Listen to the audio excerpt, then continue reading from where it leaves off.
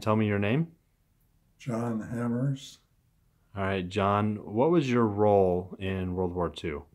combat aircrew, radio, radar, and gunnery. We started out on our morning patrol. One engine caught fire.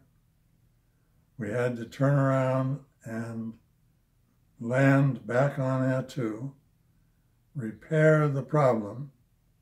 The result was we were late in getting out for our patrol. We still had to fly the 8-hour patrol.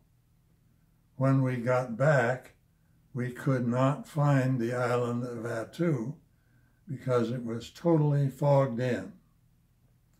We circled around in the fog, finally found an opening in the fog to where we could see the water under us.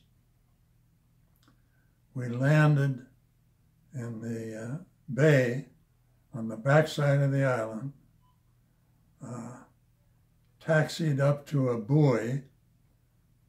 This water was so choppy, the cable broke twice and tossed the plane back from the buoy, and we had to re-anchor.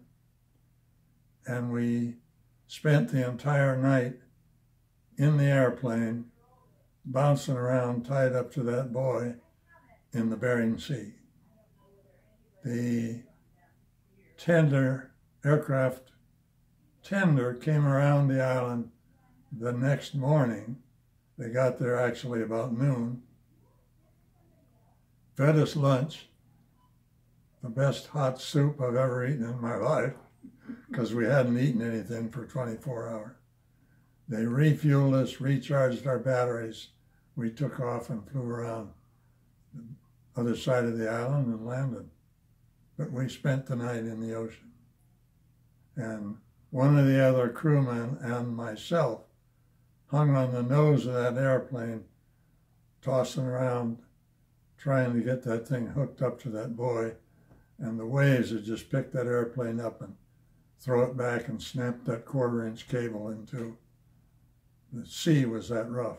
The next morning, it had quieted down enough you could float a paper boat on the ocean. But that night, it was full storm.